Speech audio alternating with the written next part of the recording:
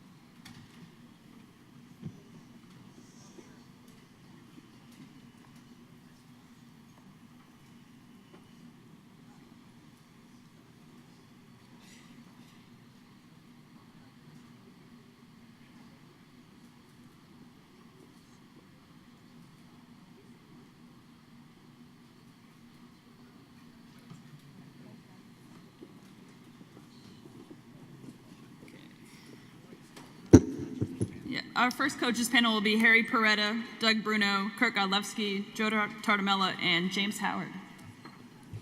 Pat.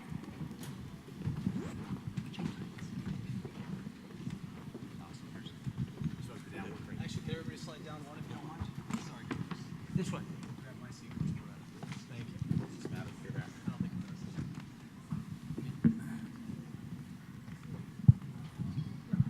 Yeah, thanks.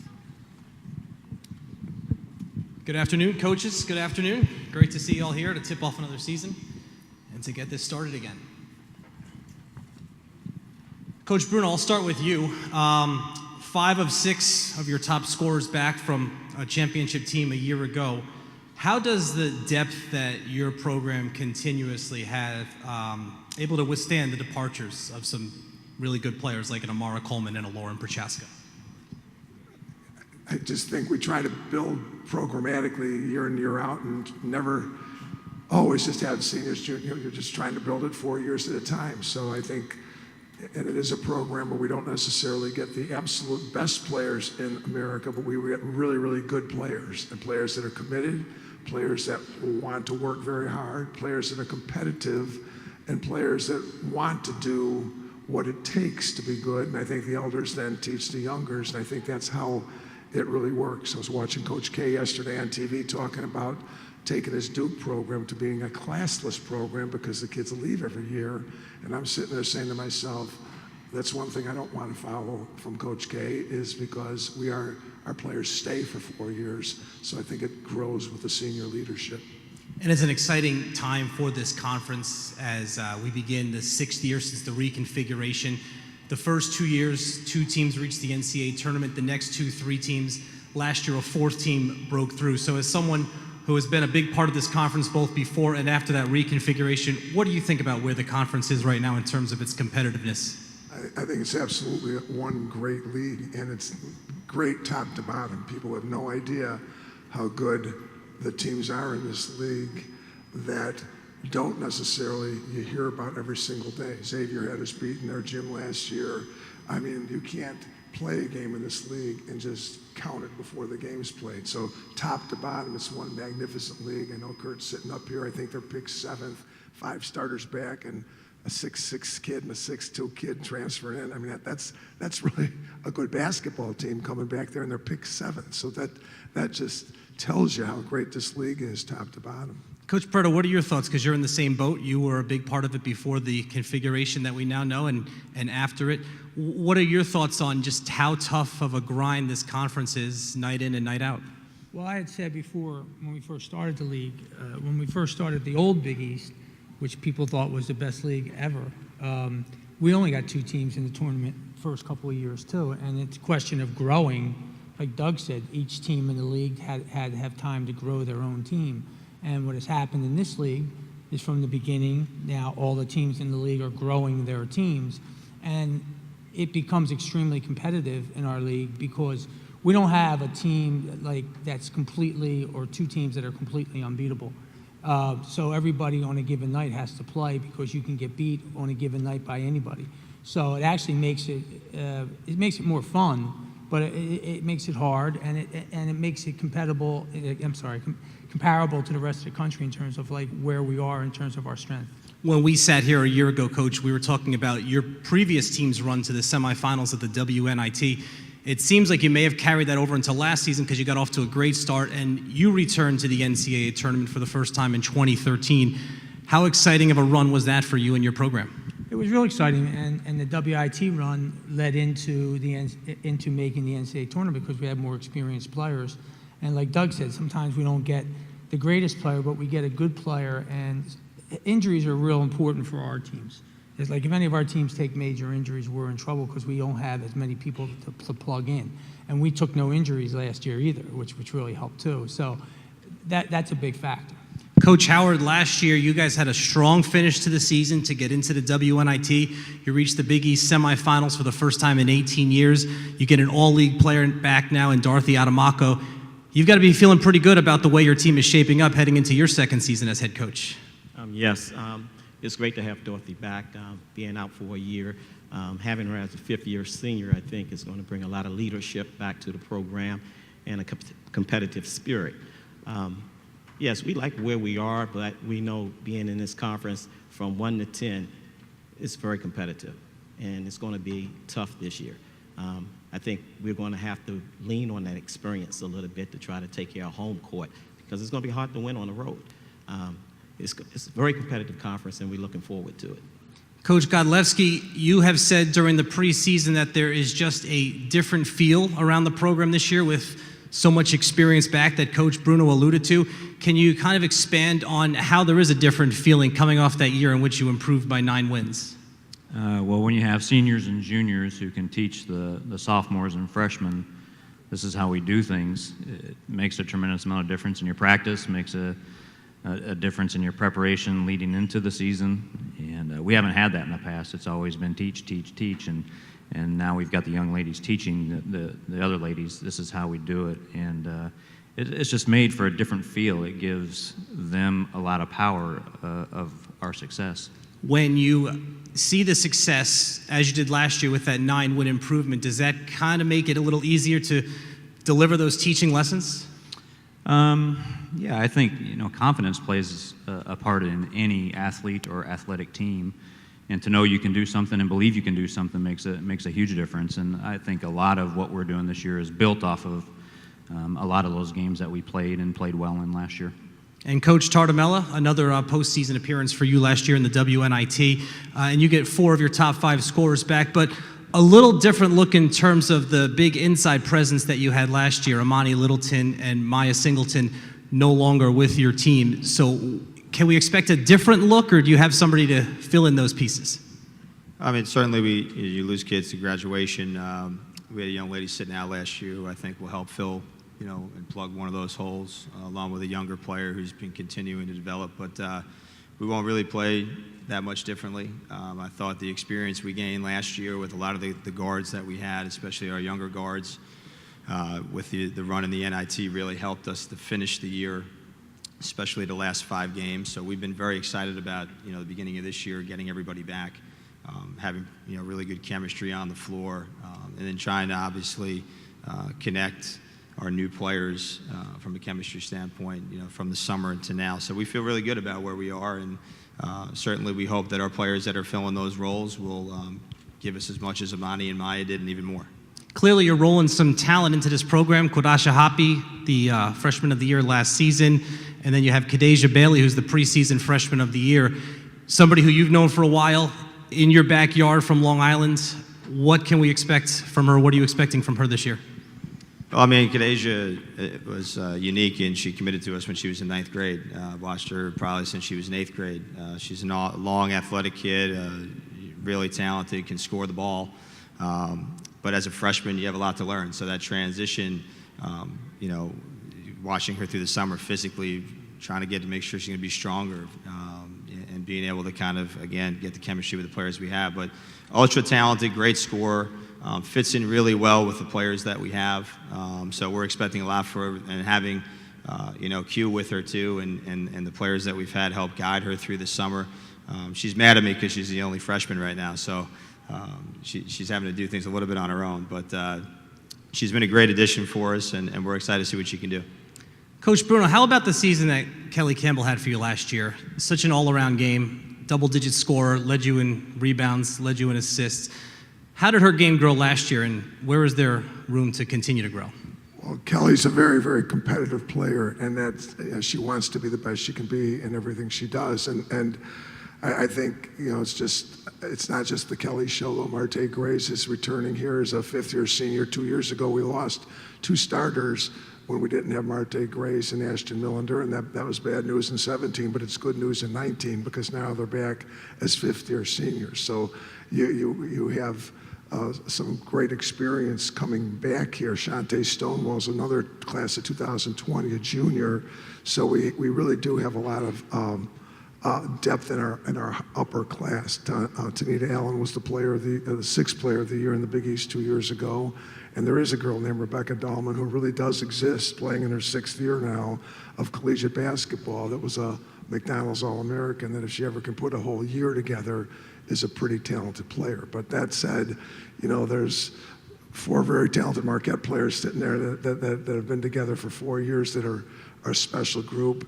Harry's group is special. I start singling out anybody. I'm missing somebody, and it's just a great league top to bottom. I know coaches don't like to signal out players or teams. That said, I'm going to ask you to do that because we've had the same matchup the last 2 years in the championship, and it is developing into quite a rivalry. When you have a team like Marquette that, again, the preseason rankings, you guys are tied for first in the prognostications, does that add any motivation for your players going up against them and knowing that they're going to be there at the end of the line? Well, for sure, but at the same time, if you know the history of Marquette and DePaul are probably, I can't speak for Marquette, but for DePaul, before there were leagues, Marquette and DePaul played Marquette twice a year, Notre Dame twice a year, and Dayton twice a year. So we had a de facto Midwest league that started many years ago. So the 90 miles away, the players all know each other. So it's a big rivalry. Even when it's not a situation where we're on the top, it's always a big rivalry. But what Carolyn Keeger has done with her program and what the Marquette seniors have done with that program, they've put themselves in a national position, and they've played a great schedule. I mean, that's the thing about Carolyn. Not only is she a great coach, but she had the gumption as a young coach to test these players against a really great schedule before people might say they were ready, and it really helped ready them. So this is a really good Marquette team, but it's not the only team. Harry said it best, everybody can beat everybody. Yeah, no question. And Coach, you get your home arena back, the revamped Finneran Pavilion. Tell us, how does it look? How excited are you to get back into that familiar environment, and how can that help or enhance the program? Well, it was kind of fun last year playing in Nevin. I mean, to be honest with you, it was real home court advantage, I felt. But getting in the pavilion, the Finneran Pavilion is really nice. It's a really cool place. I mean, it's a first-class facility. So our players are very excited about playing in there. And, we have a core group back, but we have a lot of young players who are going to play this year. And it really depends on how those young players play, if how good we're going to be. So, you can't win games by yourself, but that's why we need this young core of kids to play good, the sophomores. Coach Howard, your coaching philosophy, you said, is built around defense. So how much did it mean to you last year to have the Defensive Player of the Year in Dionna White? Oh, it was big. Dionna really is one of the quickest guards in the country. She has quick hands, her reaction time, so everything was built around the things that she brings to the table that she can do to be able to put our other 4 players who's on the floor with her and a space that's going to allow us to continue to win games. And defense is always the biggest thing in this conference because we got a lot of teams that can score the ball. And if we can't slow you down just a little, we don't have that chance of winning. So, our defensive mentality is always to try to put the best 5 that have the chemistry on the floor to try to understand what we are trying to do. She actually stole the ball off of each of our players. she wasn't biased towards one. She just stole off each of them. And you don't turn the ball over that much. No. She probably stole them more than we average turnovers. So. Coach Godlewski, you have said that you want to pick up the pace. You want to play faster this season. To the right of you is somebody who I think shares that opinion. How has your team taken to this emphasis on faster play? I don't know how we done. I'd say well. I mean, we got a long ways to go. We've grown a lot in the past 2 weeks in particular with it. I mean, it's an adjustment for them of giving them more freedom to make decisions and make plays. And having the type of players makes the difference that can do that. And we finally are getting there. And like I said from the beginning, I've given them a lot of trust and faith in their leadership and in their playing style, and that's the direction that we've gone. And Coach Tartamella, I will give you the final word here. Akina, Wellere, Alicia, Kaity, Tiana, England. We talked about Hoppy before, last year's Freshman of the Year. It seems like you've kind of spread out the talent you're bringing. You've got the senior year covered, junior year, sophomore year, now the preseason Freshman of the Year. I don't know if that was by design, but it seems like it's set up that the cupboard is never going to be completely bare for your program. Well, I think you're always trying to balance it as a staff and how you recruit. Sometimes it works in your favor. Sometimes it's difficult. You've got to make decisions on the fly. But I feel really good about where we're headed and where we are. To have Akina with us for 4 years, she was a part of our championship team in 2016. To be able to have her to help us with our younger players, talk to them about her experience through those times, the players that have been with us who played in the postseason. And them expecting to get there has been important for us, just to be able to continue to create the culture that we want, the atmosphere that we want. And so certainly right now we feel good about it.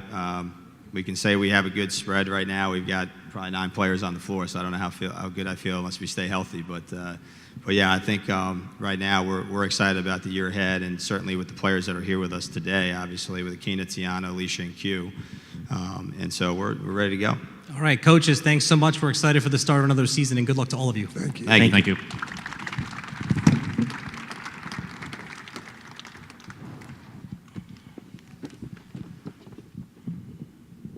And we can now invite up the panel of the other 5 Big East coaches.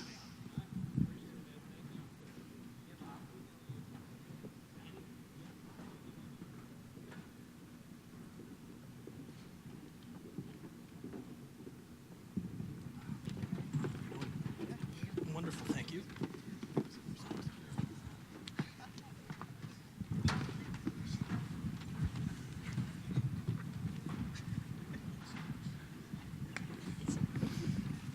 Coaches, welcome.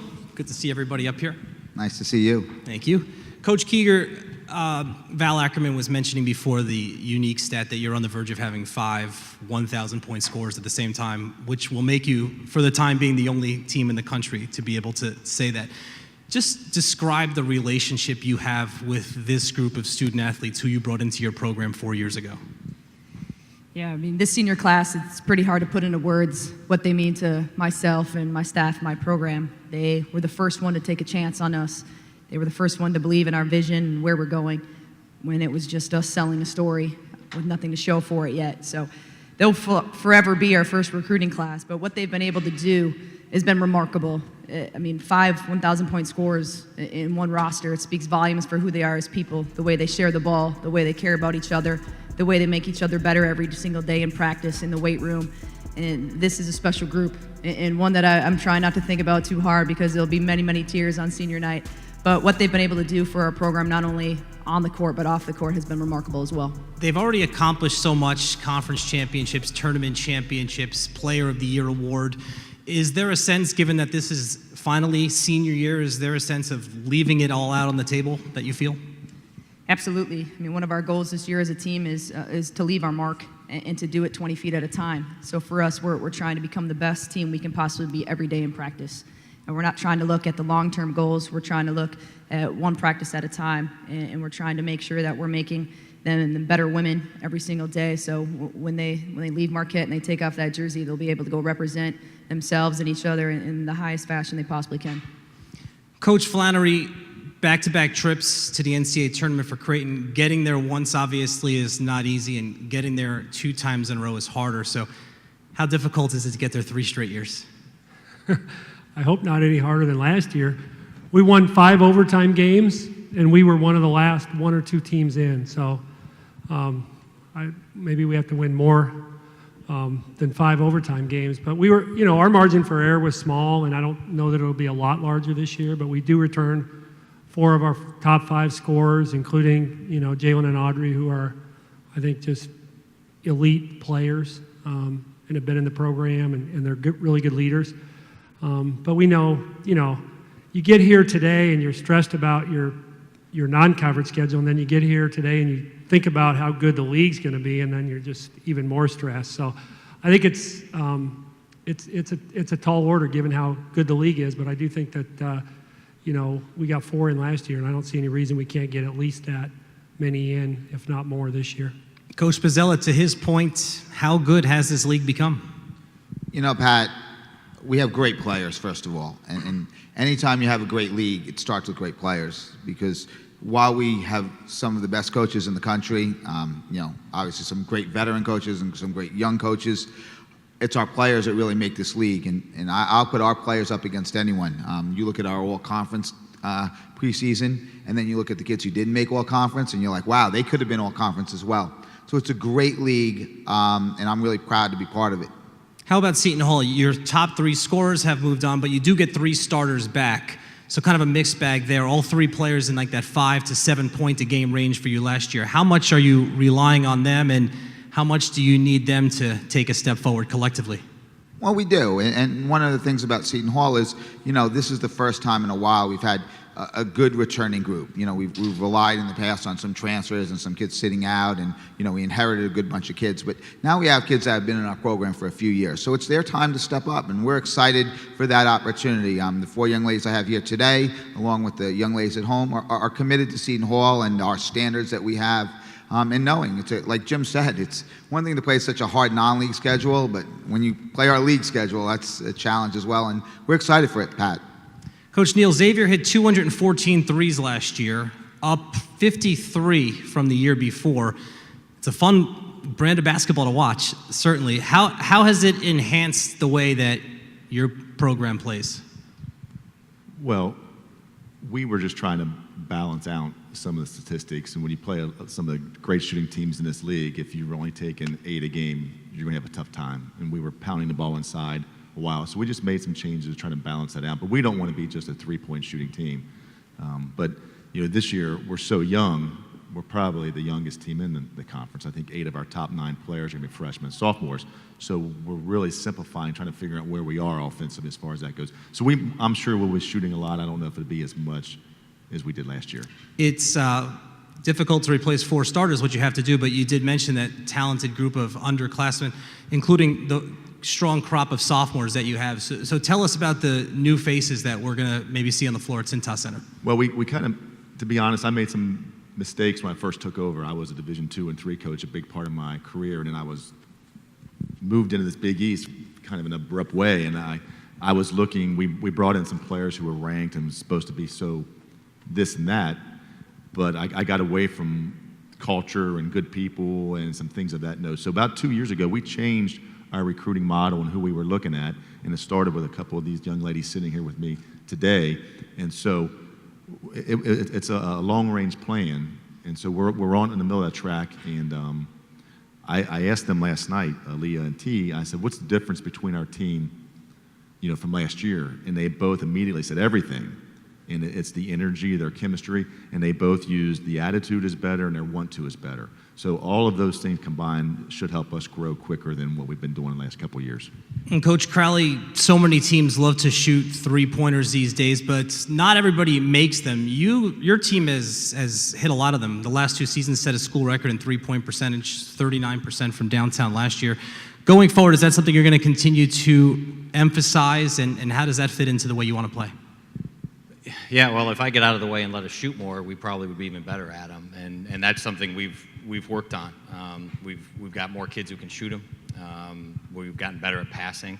It's, as you said, it's a huge part of the game now. It's a huge part of this league. As Brian said, it's a great shooters league, so it's something we have to incorporate more.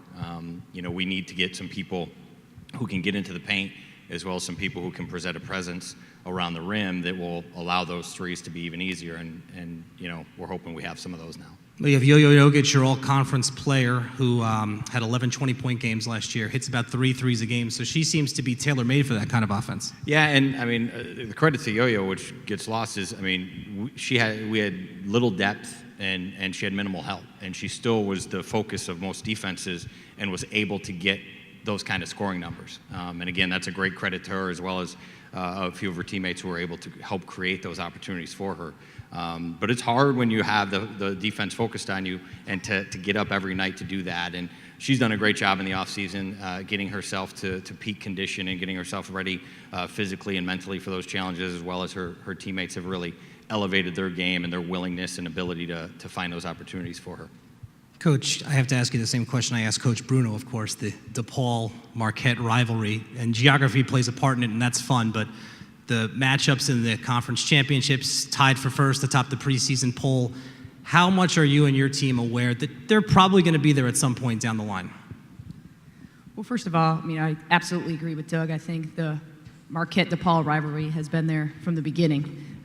I remember as a player playing against him and the matchups that we had, and I'll still remember those days for as long as I'm coaching this game. But for us, like everybody is saying, from top to bottom, the league is so intense, and there's such great coaches and such great players that every night when you play a Big East team, you're preparing the same way. And you can win or you can lose any game, any single night. So for us, we're trying to approach every game the same. But absolutely, I mean, Doug has done a phenomenal job with his program, and he's absolutely set the standard for the Big East. So I think any of us that go through and try to win a championship know that DePaul is there. As the only person up here who can answer this, did you enjoy playing against Coach Bruno more or coaching against him?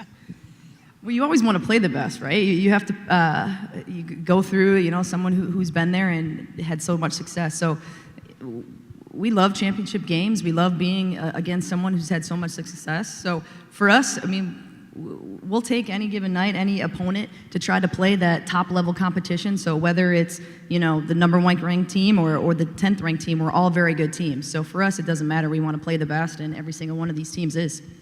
Coach Flynn, you alluded to it before, the large amount of overtime games. You were 5-1 in overtime games. And then, as you mentioned, you really had to sweat it out a little bit on Selection Monday. Was that enough drama for you for one season? I mean, it all worked out, but was that enough drama for you? Yeah. And then they did the thing where they put eight teams and said four of them are going to be in and 4 of them are out, and we were the last of the 4. They had three already in, and so it was 5 teams for 1 spot. So yeah, it was super dramatic, and we didn't do a public viewing because we were afraid of what that might be. So we just did it kind of internally. But again, it just goes to show you how many great teams there are in the league and how difficult it is to win. And when you do win, you have to celebrate it, but then you got to move on. That experience will help us this year, though. Having played so many close games, but you still gotta find a way, and we were able to do that. Coach Boselli, you're 1 win away from a milestone. Your 100th win would be your next win at Seton Hall as you begin your 6th season. So simple math, that's about 20 wins a year for your first 5. You've said before how special it is to come back to where you went to college and be the head coach there. What do you think when you look back on your first 5 years at Seton Hall? Well, I started in my 40s, I'm in my 50s, and I want to get to my 60s. I see tremendous support.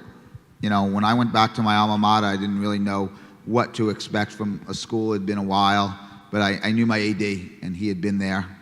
And with his leadership and the support staff that we have, we're able to achieve, what we have, 4 postseasons in 5 years.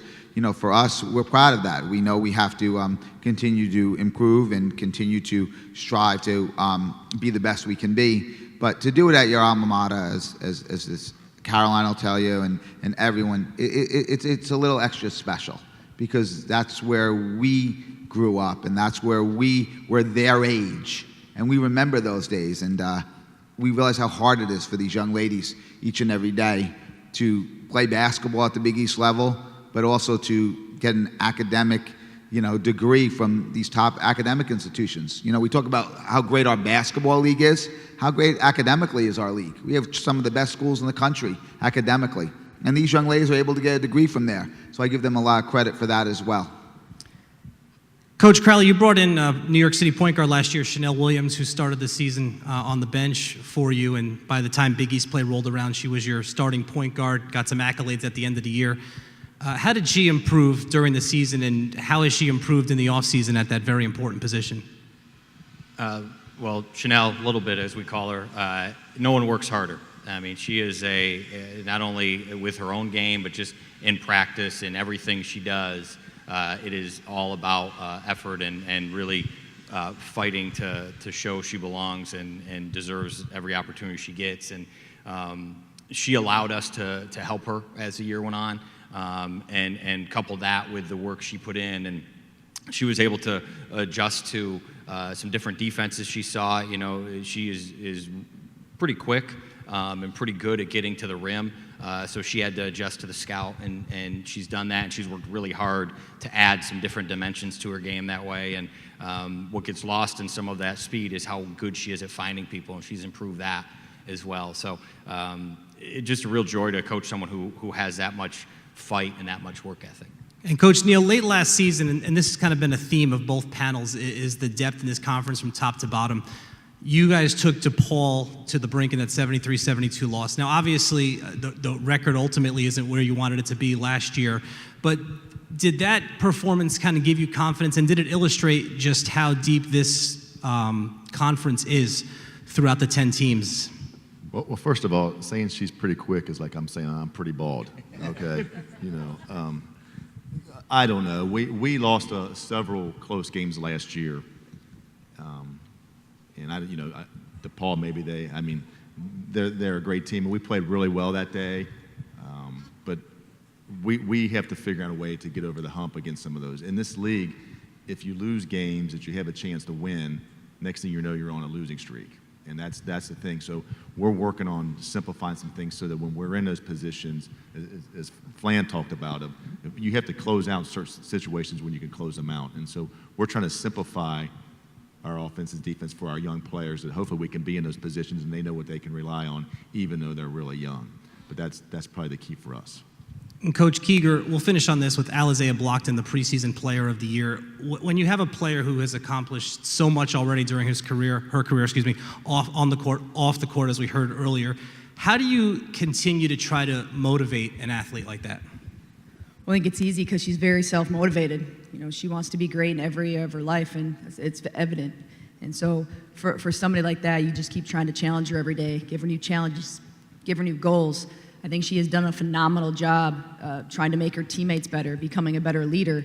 So she's very aware of her strengths, and she's very aware of her weaknesses. And I give her a lot of credit because every single year she's attacked those weaknesses and wanted to become better and better. And you know, she makes our program better every day with her work ethic and her drive. Coaches, thanks so much for the time. Great chatting with you, and good luck this season. Thank you, Pat. Thank you, everyone.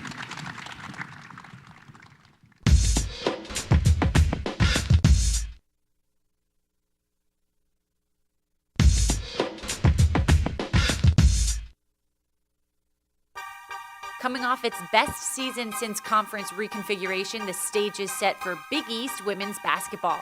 After sending 4 teams to the NCAA tournament, all of whom advanced in the Big Dance, the conference is looking to build off this success. Leading the pack again this year are the DePaul Blue Demons, as the Big East tournament champions earned at least a share of their 5th consecutive regular season crown last season. It'll be a 2-horse race at the top as co-favorite Marquette looks for another Big East tournament crown after winning the title in 2017.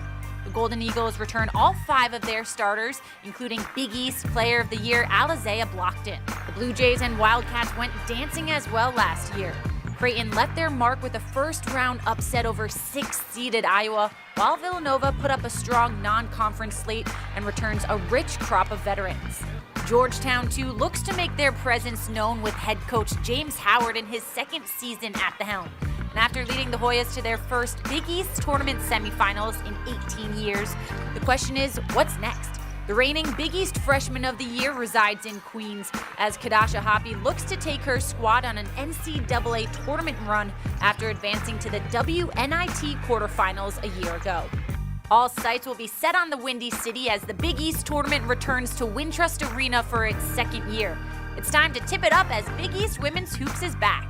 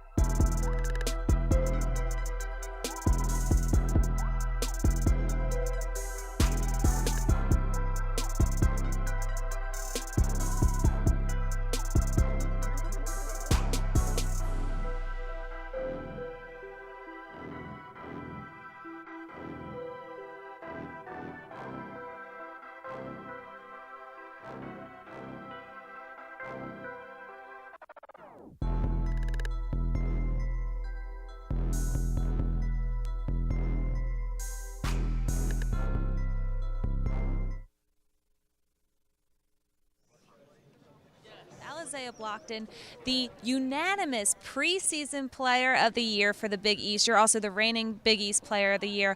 How much confidence does that give you heading into this season? It gives me a lot of confidence just knowing that my hard work's going towards something. And I think it gives my team a momentum, and they support me. They've had my back ever since then, and I think it's just giving us great momentum to go into the season. What do you think is behind your success? Definitely my work ethic. My coach, she motivates me every day. She gives me new goals. I attack my weaknesses every day, and just how hard I work. I work a lot outside the court and on the court. What would you say are the weaknesses you worked on this off season? This off season, I definitely worked on extending my range, finding my teammates, getting them in the right spots, and my leadership. I think that's come a long way. So I'm actually being a more vocal leader on the court. You've had such a consistent career throughout your college years. How do you continue to raise the bar and push yourself and hit new goals? Just finding new ways to get better. It's always room for improvement, so I just try to find weaknesses I have, and I just try to attack them. You can never get too complacent, and I just live every day like there's always so much more to be done. What has been the biggest focus this off season that you guys have been writing all over the chalkboards in the locker room? Just taking it one day at a time. I think a lot of times people get forward on the focus on the end result. So we're just taking each day 200 feet at a time. So this day we're trying to be the best that we can in the country for that day. So I think more leads to success further down in the season. Talking about last year, you guys had a really good run, made it to the finals for the second consecutive year. How do you make it number 3? Hard work, and I think this group is hungry. We have a bunch of seniors, and we want to go out with a bang. So that's on our minds, and we've been working hard every day, and I see a new level of hunger in this group of girls. Is there a feeling of redemption when you face DePaul? Oh, definitely. They're a great team, and we had a great couple of years playing against them, and we want to get back to the championship, and hopefully we see them in the championship, and we can have a rematch. It'll certainly be a very exciting match. Thank you so much for your time, and congratulations. Thank you for having me. Megan, Matt, send it over to you. Thanks, Marissa. We're over here on the main set. Megan Caffrey, Matt Schumacher, Natisha Hiedeman in your senior year with Marquette. But before we get into all that, I got to ask you about your outfit because you are looking fresh this afternoon at the Garden. Banana Republic, that's where it's at. Okay, so Coach Keeger talked about the fact that, you and your senior teammates are her first recruiting class, and you're now in your final season. With potentially 5 1,000-point scorers on the same team at the same time. When you think about what you and this class have been through over the last 3 years, what are you most excited about in your final season altogether? It's just been a super crazy journey from the day we got to Marquette until now, and just, not only on the court but off the court, just the relationships that we have. So I think just everything that we've been through and just the relationship that we have now going into the season, we got a lot of potential, and I know that, we're not just playing for each other anymore, we're playing for everyone else on the floor. So that's saying a lot going to each and every game. Coach Keeger had mentioned your recruiting class had a lot of trust in her in the program. What is the dynamic amongst you and your fellow seniors? Like I said, when we came into the program, it was kind of just us going off her word, and Coach Keeger is just someone who she's really going to stick to her word, and she's turned me and everybody on the team into great players. I mean, each day we're still getting better, continuing to get better, and even after we graduate, she's still going to wish the best for us and continue to make us grow as people. So Coach Keeger always kind of refers to you as her athlete, freak athlete on the court. You're a 9-time state qualifier in track and field in high school. You won the triple jump in 2014 state championship. Did you ever think about getting out on the Marquette track and field team or what? Yeah, that's the track coach, the Marquette track coach, tries to sneak in his little conversations with me, and I think after the season, well, hopefully it goes really long, but after the season, I might, do a little track for you might dabble. Marquette. Yeah. I ran track in college. Maybe me and you should get out here. Hey, Who's going to win? Who's going to win? If it's a race, he's got me. But if it's jumping, then you it got might me. be a Triple jump is that's a whole nother ball game. Yeah, I never heard of it until I got to high school, so. And you became a state champion. Yeah. Yeah. Let me ask you this. We talk so much about the senior class and just how experienced you guys are, because let's face it, when you came in and you were Coach Keeger's first recruiting class, you guys all played significant minutes as freshmen. How far can this team go? This team, like I said, has the potential to do really big things, and I think it means more to us now than just a game. It's like, kind of when the season ends, everybody's gonna part their ways, and people are gonna play pro and maybe get jobs and stuff. And it's just like we're not ready for that time to come. So we just want to be together as long as we can, and we know that if we're winning, we're gonna be able to do that. Before I let you go, you've got the outfit, you got the hair. I'm hearing in my earpiece that you may have a little bit of musical talent. You can drop some bars a little bit. Can we get a? Come on, Tisha. Come on. Let's hear it. I need a beat or something. I can't go off the spot. I'm nervous. Megan? A beat? What kind of like a little? Can we just get a freestyle about like the Big East Media Day? At Madison Square Garden. It's going down live on Big East Shootaround right now. Natisha Hiedeman. All right, it's Big East Media Day. Everybody looks great and everybody can play. When it comes down to any given day, everybody's on the court. And the final say is whoever wins. That's amazing. Here we go. Beautiful. Thank you, Natisha Hiedeman. Thank you very much. That was awesome. Marissa, what do you have for us? Matt, I don't think I can rap, and I don't think Kelly wants to either, so we're going to leave that to the main set. But I'm here with Kelly Campbell from DePaul. You were a unanimous selection to the preseason Big East team. What expectations do you have for yourself this year? For myself, I feel like I had pretty big expectations going into this year, so just looking forward to working hard and translating those expectations onto the floor. Now, you led Big East in assist turnovers. How do you make your game so well-rounded? I mean, it credits my teammates, so I'm just passing the ball, they're making the shots, but really just doing the little things, doing the controllables, like rebounding, getting the loose balls, and really just doing my best to do the little things in the controllables. You have such great vision on the court. What exactly are you seeing in the build-up of the play to watch your teammates make certain cuts? I mean, we all have like positions we run on the floor, so when you see your open teammate, you just hit them and you know that trusting them that they're going to knock it down and go after the rebound if they don't. How much of that is also the chemistry that you build between your teammates? Yeah, we have a group of experienced players that have been playing together for a while, so we have some good chemistry. Always find Ashton. It's great playing with them, though, because we've been playing together for a few years, so you really know where they are at certain times. You were just saying this is your first Big East Media Day. What do you make of it all? No, it's all really cool. I love being at MSG. It's an awesome experience. And you guys are the reigning champs. What does that do in terms of motivation or focus heading into this season? Definitely a lot of motivation to get back to where we were last year, and it's a big goal of ours, obviously, to win the Big East tournament. But we also had a tough loss at the end of the season last year, which is providing us with a lot of drive to get back to the Sweet 16, which we could have gotten to last year. Now, as soon as the season was over last season, what was the first things you guys said in that meeting to kind of debrief on the year? I mean, we really just need to focus on the details. We lost that game by 1 point, so there's so many little details that we could have improved on to win and go further this year. What's the preseason been like so far? It's been pretty good. I mean, we have a group of experienced players going back, and we all know each other pretty well. We've got some good freshmen coming in, so it's been a lot of fun. Is there anyone in particular you think is set to have a breakout year? Oh, I don't know. You got to look for that. I can't give you any hints. Okay. I understand. And what expectations as a team? I know I asked you individually what you expect out of yourself, but you have big shoes to fill. There's a target on your back as a team. So where do you hope to go season-wise? Yeah, I mean, this team, we really want to make history this year, so we're looking forward to getting started and really just focusing on one game at a time. So we got big goals, but we want to take one game at a time and really focus on each one. Sounds like a good plan. Thank you so much. Guys? Thanks, Marissa. Back on set, this time with the Seton Hall Pirates, Shadeen, Samuels, Kaity, Healy. Ladies, thanks for joining us. Thank you for having us.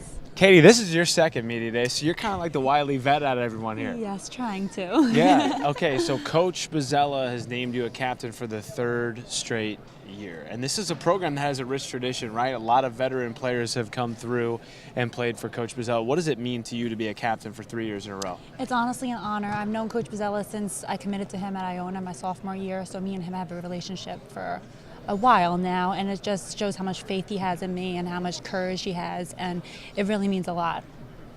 How has your leadership maybe changed in your 3 straight years with being a captain? What have you learned from the first time till now?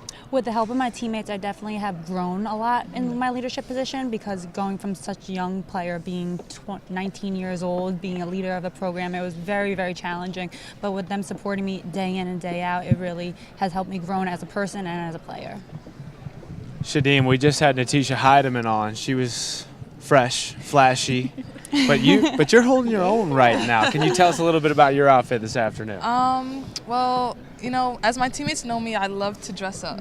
Any chance I get, I try to go all out. We can see that. Yeah. Every game day. Yeah, every game day I dress up.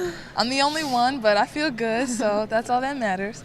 But, you know, I like to go, I would say simple, but not too simple. I like a little style in there, but you know, I just like to do crazy things, so whatever I like, I just go with it. I'm feeling it. I like it. Thank you. You're the best dressed on the team, obviously. Who are you going to say is the second best dressed? I think you have it on lock. I don't think anybody else. I'm sorry. No competition. Done. Mic drop right there. Hey, Shadeen, so you grew up playing New York Public School League ball. Your high school won 4 straight New York Public School League championships. First time ever. That's a pretty incredible feat. How did that prepare you to play in the Big East Conference? Because winning the NPSL one time is impressive, but to win it 4 years in a row, I mean, that is truly incredible. I mean, I think it prepared me a little bit, but not as much, because in high school I was so used to winning. Like every game it was just like, you know, we won. So like transitioning to college and not like knowing that you're not always going to win every game, it was a little hard. So it took time for me to really adjust to, you know, really was a mindset thing to tell myself like, okay, you're not going to win every game, but you know, you have to try your best, and the end result is only going to matter in certain situations. And what do you now bring to the younger players who are on the team? Being able to kind of go through that adjustment and that mindset shift yourself, what do you tell the younger players who come in with all of these expectations and don't know maybe what to expect also playing at the collegiate level? I kind of tell them to not think about it as much, because, you know, we have some young players on the team now, and they're always like so scared to mess up and so scared to like do the wrong thing. And I tell them like, you can't focus on that, because while you focus on that, then you're not doing what you should be doing, or you know, you're not doing what you want to be doing. So I just tell them, try to be yourself, you know, relax and just play the game of basketball. Kaity, your mom played college hoops. Yes, she Your did. dad played college soccer. Who's the most athletic in the fam? Because you're a college hooper yourself. Wow. I would have to say myself. That's what I thought you were going to Sorry. say. Now let me ask you this. I'm sure you and your mom have had some epic horse games in the backyard. Yeah, she actually coached me in high school, so. There you go. Yeah. So what's your go-to shot against mom? Well, she was a post, so she's everything inside, so threes, she can't hit them. Uh-oh, Mom. She's throwing it down right now. If you're watching, Mrs. Healy, Kaity is challenging you right now. Having a mom, growing up with a mom who was a coach, how did that also help you always be ahead of the game in your own personal basketball game? Yeah, it was great. It was honestly, she's my role model. She has set the standard for me to want to be a coach in the future. And just seeing her be so successful in such a male-dominant field, even at the high school level, is amazing. Watch out, you're on the Storm to be a coach. You guys finished 16-16 last year, and you know, Shadeen, you kind of talked about it. Seton Hall in this league, with as much tradition as you guys have, it's still not a foregone conclusion that you're going to go out there and win every single game, right? This is one of the toughest Division I women's leagues in the country. Where do you see this team improving here in 2018, 2019 versus last year? I would say definitely our chemistry. It's amazing how just 1 year everything has changed. I mean, we lost a great player in Jaquan Jackson, but how everybody's picked up and just gained relationships on and off the court and just made such an impact to be a family is amazing. I would have to say the culture of the team. I think this year a lot more people are buying into what we need to do as a team in order to be better than we were. So I think since everyone is buying in, we have a better opportunity of, getting where we want to be. Ladies, thank you. Shadeen Samuels, Kaity, Healy of the Thank you. Seton Hall Pirates. We're going to toss it over to Marissa in the social hub. Thanks, Matt. I'm here with senior guard from St. John's, Akina Wellere. How are you feeling today? This is your last Big East Media Day as a senior. What are the emotions going through your head? It's kind of bittersweet because it's my last go around, so I have to take advantage of every opportunity. So being here, it feels amazing to be in MSG, playing in New York, because we don't always get the opportunity to come down here, so it feels great to be here. Now, there's always tons of questions being fired at you at these things. You're sitting at tables, people are coming up to you. What's the best question you were ever asked? How does it feel to lead this year? Okay. Yeah. I mean, I'm in kind of a different position than I was last year, being a senior. So it's kind of, the experiences are different because you have to lead a big group of people. It's not just about yourself anymore. So, it's been challenging, but it's been fun at the same time, getting to know everybody as my teammates and becoming a better teammate myself. How would you describe your leadership style? I have to lead everybody differently. So one teammate I can probably get on a little bit more than others. So, you have to lead everybody differently. The greatest leader leads everyone according to their personnel. So That's a good approach because not everybody responds the same way to certain types of reinforcement. But as a team, what are you guys looking to accomplish as soon as the season starts? Just trying to compete, play our best basketball that we've ever played before. Every year we have to try to play our best basketball, but this year I really want everybody to play their best basketball, leave everything, especially with it being my senior year, it's my last go-around. Just kind of want to go out on a good note, a high note. So, everybody's bringing that to the table, so I think it'll be fun.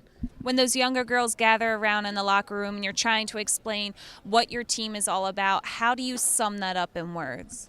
Having a positive, competitive culture. I know some days we may be mad at each other, be frustrated, but at the end of the day, we're all positive with each other. We uplift each other, and we always had that competitive culture, so whether it's in practice competing or whether it's in school, and I think that's a great atmosphere to have with younger kids and older kids. When you're looking back on last season in particular, what are the aspects you think you guys can grow as a team? Every aspect. Yeah. I want us to be different than we were last year. I want us to be better than we were last year. So defensively, offensively, academically, in all areas, I want us to be better completely because I have to bring that approach as a leader. So. All right, thank you so much for your time. We're going to send things over to the main set where I heard there's some Georgetown action happening over there. That's right, Marissa. We are with the Georgetown Hoyas, Dionna White, Mikayla, Venson, and of course, Matt Schumacher, Megan Caffrey with you.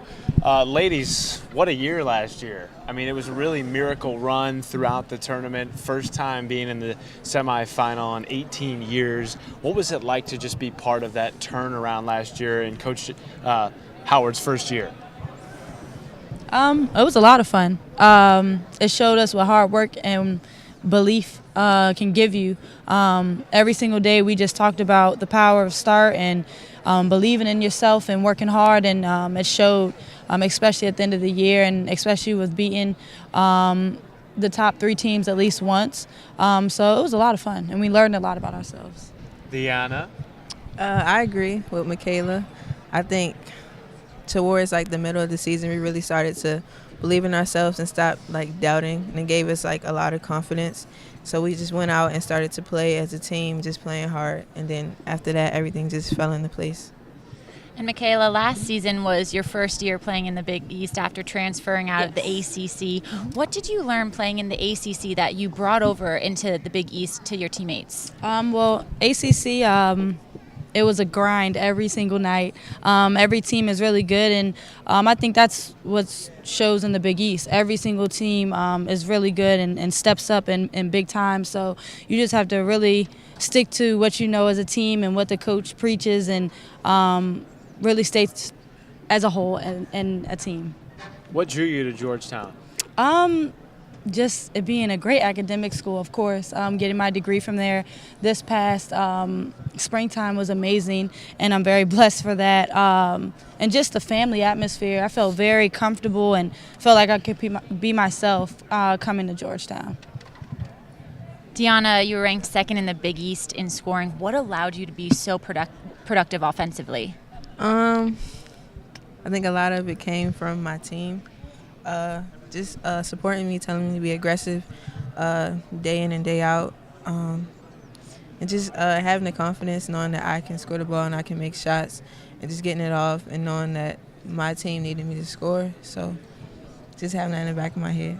You're a humble warrior, Dionna. We know that about you. Covering this league now for 4 years for myself anyways, I know this about you. But you weren't just a scorer.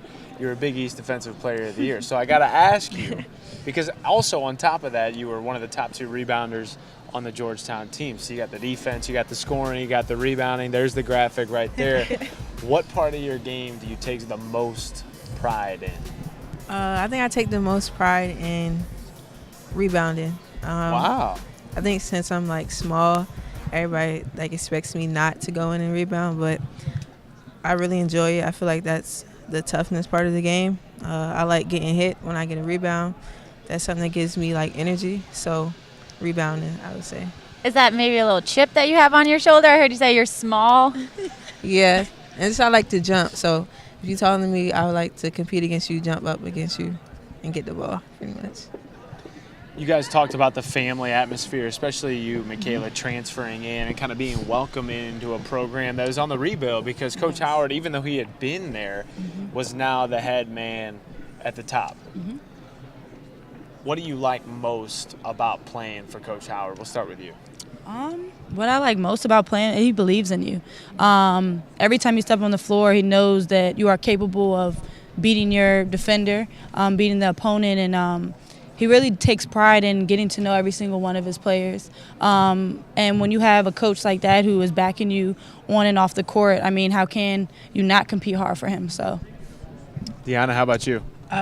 Same. He's a really caring person. He has a soft spot in his heart for the team. And just having that belief and just being supportive. He has a good balance in being tough, but at the same time being that a father figure and just being there. And I think that's what makes the team want to do what he says and play for him.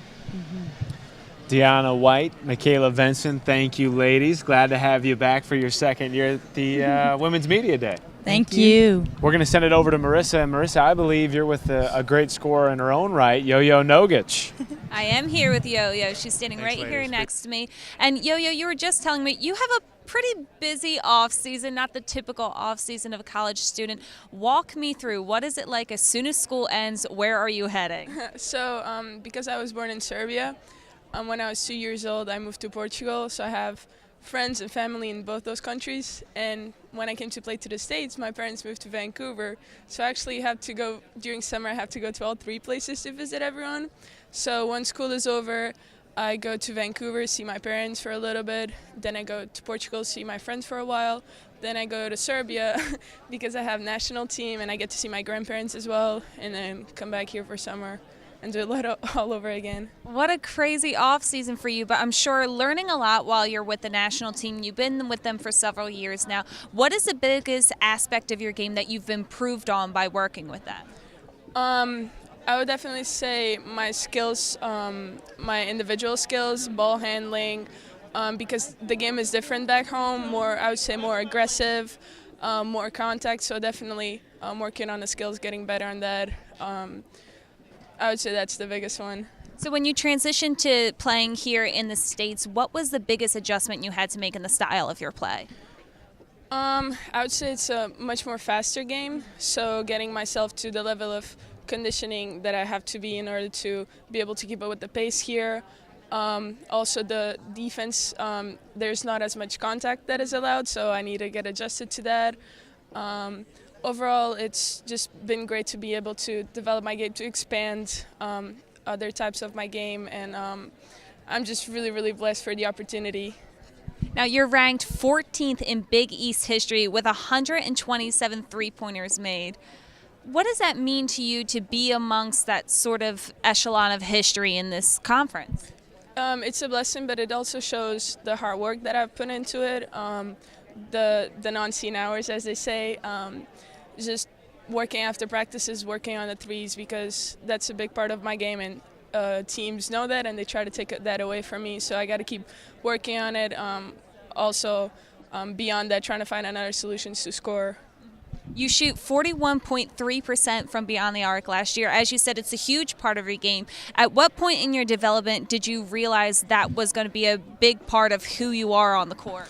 I would say maybe when I was like, so under 16 back home, it works under 14, 16, 18. So when I was maybe like under 14, 16, I didn't have the shooting technique, but the ball would still go in. So I knew that once I worked in the technique and got it better, then the ball would go in more consistently. So I would say since I was like 13, 14 years old, I've been working on it. And you're also selected to the Big East preseason all-team list. How does that feel for you? It feels really, really great to be there amongst many other great players. It really, it's rewarding to see the hard work you've put into it, and it's really great to see your hard work being rewarded. Thank you so much for your time, Yo-Yo. Have a great season. Matt, send it back to you. Thanks, Marissa. We got the Creighton Blue Jays joining us on the main court. Jaylyn, Agnew, Audrey, Faber. Ladies, how are you? Pretty good. Good. How about you? I'm excited to be here. Same. Sitting next to you guys. You guys coming off a really great year, and Jaylyn, I want to start with you.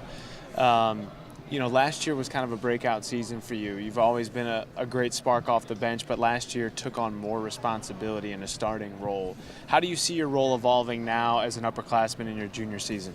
I would say probably just being in more of a leadership role, especially with the experience that we have, being able to be someone to look up to for the freshmen. Jaylyn, going off that, I read an article recently that you said that you never asked the past leaders on your team about their leadership skills. You kind of just observed from afar. What did you learn from watching them that you're bringing into your leadership skills? I would say probably just to play hard and, I don't know, just be confident, I would say. They knew I looked up to them, and they knew what they were doing. And so I would say just know that the other people are watching you and that to take that into consideration. Audrey, you will go down at the end of your career as one of the most dominant players at Creighton. Let that sink in for a second. This being your senior season, you being a senior leader, and you just heard Jaylyn talk about what it means to be a leader for her. How do you see your role with this team?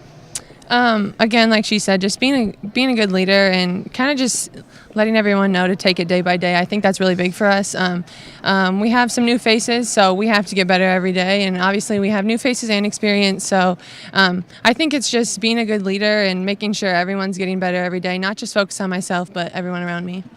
You two are also leaders in how your scoring production is. You're the top two scorers on your team. What's the dynamic between the two of you when you're out there playing? I think we have a lot of trust with each other, honestly. Just side note, we've been roommates since freshman year, so we're around each other a lot. So I think we just have a lot of trust for each other. She's a really good scorer, so I'm happy to put the ball in her hands. And same here. I think we just know how each other plays, and we can play off of each other really well. And so, Miss Score over here, I trust the ball in her hands, too. Roommates always know way more about each other than anybody else. Yes, very true. Yes. What are her sleeping habits? She snore? She does not snore, no. No, she does not. What's something interesting about Jaylyn Agnew that not many people know? I don't know. She watches a lot of TV shows. I do. She does. What's your TV show right now? Ooh, there's a lot. I'll say. Come on, Jaylyn, you're supposed to be studying, not watching Netflix. I know. Trust me. I like Survivor right now, I would say. Also, Are You the One? We watched that as a room, so that one's fun. Let me ask you this. Coach Flan says that you have one of the prettiest ball rotations on a shot that he's ever seen. That's kind. Yeah, that's a pretty good compliment, right? Is that God-given, or is that something you've been working on for a long, long time? I don't know. I would say when my dad taught me how to shoot when I was like 5, it just started then, I guess. Is that something you take pride in, though? I don't know. I would say maybe kind of. Our assistant coach, Carly, tries to impersonate everyone's shot. And so, yeah, she does mine pretty well. I would say, yeah. Talking about impersonation, I saw on Twitter you recently posted about your favorite movie, Zoolander. Yes. Can we see a Blue Steel impression? Right there. Right into the camera. Right there. Yep. Ready? Very good. Thank you. Audrey, you were high school top 3 in state in the high jump. Yes. Did you ever Wow. think about maybe the college level? Not really. I kind of got bored with track, honestly, as my high school career went on. So I let it go, just focused on basketball, just had more fun with it. Teammates around me, I think, just made basketball more fun. Man, as a track guy, that hurts. You I'm got sorry. bored with high jump. Man. All right, that's the Creighton Blue Jays. Jaylyn, Agnew, Audrey, Faber. Looking forward to watching you guys play this year, ladies. Thank you. We are heading over to Marissa Pillow with St. John's head coach Joe Tartamella. Thanks, Matt. Yes, I'm here with Coach Tartamella. St. John's made it to the postseason for the 11th consecutive year. How do you hope to expand on that postseason success this year? Well, I think every year we come in with the same expectations, same goals, and trying to obviously carry over the last 5 games of the year that we had and the way that we played into this year. Certainly a new group, an exciting time, obviously, with some younger players gaining a lot of experience last year, some new players that come into the fold this year. So really nothing changes for us in how we approach the season and how we prepare. Certainly we want to continue to be able to build on what we did. Be able to win some more games probably that we should have went, it's really about 5 or 6 games a year that can go either way for you that determine whether you're in the NCAA tournament, NIT, or you're just out. And so we've got to be able to shore up some of those games, put them in the right column, and I think we're in great shape. What is the X factor in those close games? Because as you said, seasons can come down to them. I think it depends on from game to game, but a lot of it comes down to obviously your execution in crunch time. Players gaining experience in those moments of being able to know what to do without having a play call and having a good feel. Certainly you practice those situations all the time, but I think just being more consistent in how we approach each possession of the game. A lot of times it shouldn't come to that moment. However, you want to know that your players are going to make the right decisions in crunch time, and I think the experiences we gained from last year will help us do that this year. When the season is over, how quickly do you collapse what happened last year and start thinking about the year ahead? Listen, you're getting ready for the next season pretty much the day after it's over, and I think as soon as you start in your summer workouts, players are back. You're getting more access now to them in the summer, so that journey begins almost now in May or June, and so you're approaching things in the same way. Season's a little bit longer. Things are stretched out a little bit longer. But yeah, you're turning that page, but you're still learning about yourselves, each and every day. So we're continuing to do that over the next few weeks before our first game, and hope to be fine-tuned by obviously certainly our first game of the year, and then certainly being ready for Big East play. When you were looking at this team back in May and June, very early on in the preseason, what were the big factors you knew this team had to really focus on? Well, we graduated 2 of our post players that really played major minutes for us, so that was something we needed to make sure we had, filled those holes. I think we have in a few of the players that we've brought in or that were sitting out, and being able to rebound the ball is always a key component to being successful. So that was a key area of emphasis this year. Along with what we've always done, we want to be a great defensive team. We want to be able to lead the league in almost every category if we can, to be able to keep us in games, but also hopefully have you win some games just based upon that. So pace of play has been something we've emphasized too, trying to play a little faster, and so I think we're still playing the same way, but we might be changing or tweaking a couple of things as we go into the year. Who's the player who's going to keep that tempo up and the up pace? Well, I think right now, you look at who's coming back. Tiana England obviously played major minutes for us last year at the point, but all of our guards and the players who have been with us in Quadasha Hoppy and Akina Wellere, Alicia Kebby, certainly will be the core of what we're doing in addition to those that we've added. So, I think, looking back at them now, last year it's kind of an uncertainty. You got a freshman who was at the point, you got a freshman on the wing, you got sophomores out there, juniors, so there's a little bit more experience, although we're still somewhat young. So I feel a little bit better about that. We were really balanced last year. We want to continue that as well and how we scored the ball. So I think we can bring that this year too. A lot of moving pieces heading into the season. Thank you so much for your time, Coach. Thanks very much. Send it back over to Matt and Megan, where they're with Villanova's Adrianna Hahn. Thanks, Marissa. Thanks, Coach Tart. Adrianna Hahn, senior from Villanova. How you doing? I'm good. How are you? I am fantastic. Ready to be back for your final season? Yeah, I'm super excited. I've been, preseason just feels so long. You're doing the workouts every day. You're up in the morning all the time, and I'm just ready to actually, get games started, putting in the work into the actual real games that we've been doing so far. So, you were just talking to us about how you're thinking past your college career right now, just about wanting to get into the media space. Yeah. What's your goal with that? Yeah, so I did this really cool internship this summer in LA. I worked for Slick Media Production. Baron Davis actually runs the company. It stands for Sports, Lifestyle, and Culture. It's actually located in Santa Monica, but, you travel so many places. He runs the Big Three tournament, and, originally I wanted to do sports broadcasting, and I feel like I could do some of that, in and out. But when I went actually to LA, I realized, I would like to produce films, direct films, be part of media content, all that kind of stuff. So we'll see how it goes. Yeah. You also told us... You're doing well right now, so I think it looks good. Thanks. I appreciate it. You also told us that you graduated in 3 years, and you've also, within that time, have been able to be so productive on the court. How have you been able to balance both that rigorous academic schedule and still produce on game day? Yeah, when I first went into college, academics wasn't really, not my thing, but basketball always was first. And so over time, once I matured a little bit and took advantage of the resources that was given to me, I realized, hey, I can actually pursue myself for a master's degree. I can take advantage of the summers, getting a lot of the classes done in the summer. And, doing that actually helped me graduate in 3 years. And now I'm currently doing a master's program in communications, which was also my major. So, if you just take advantage of the opportunities that are given to you and you realize that, if you put your mind to something, even when, I've had a lot of mentors help me out as well. I didn't see that vision my entire time, but, basketball always ends at some point. And, like I said before, everybody asked me, do you want to play professionally? Yeah, that would be a really cool experience. But for me, I think that even if I do not play basketball professionally, I still feel that basketball will always be a part of me. And I find that in, media production and, sports content, things like that. So I'm excited. Yeah. You talk about mentors and people sort of showing you the vision that you could have for yourself. Who do you think's been most influential in that regard? I would say, throughout my entire basketball experience, my father, but at Villanova, Harry Peretta, my head coach, he's always, enlightened me every day about being a leader for the team, even when I wasn't just a senior captain.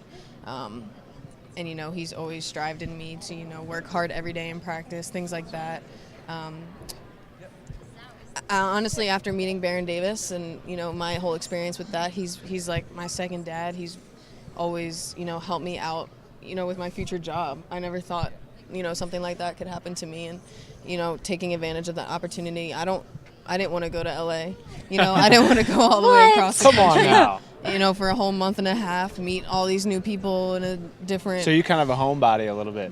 I'm from Wilmington, Delaware, so Villanova's only 30 minutes away. Yeah. So yes. So yes. But, I loved California. And I loved seeing what I would be doing, and I love the people out there. I love the company, so they welcomed me with open arms. They were very nice to me and showed me, what real people are, and I appreciate that. So, and that's, the experience that I've had at Villanova so far, with my mentors and my academic advisors, my teammates, everything like that. So, like I said, I'm just excited, and I'm excited for the season. Don't get me wrong, even though thinking ahead, I'm not trying to, let this time go on fast. But we'll see. I'm excited for my team to do well this season. California, watch out! You might be going coast to coast after. Yeah, after I know. the Well, finishes. my job entails like a lot of traveling anyways, so I'll be going to a bunch of different cities. And things like that, so we'll see. Matt asked you about your mentor, but you're also a mentor for the younger girls on this team. How would you describe yourself as a leader? I'm pretty competitive, and I've come from very, you know, what's the word? You know, a lot of my AAU teams were very hard on each other. We would get into, you know, mouth-off fights. Tiffs. You know, not physical fights, but, you know, and that's, it wasn't because we hated each other, disliked each other, didn't respect each other's games, but it was a way of competing with each other.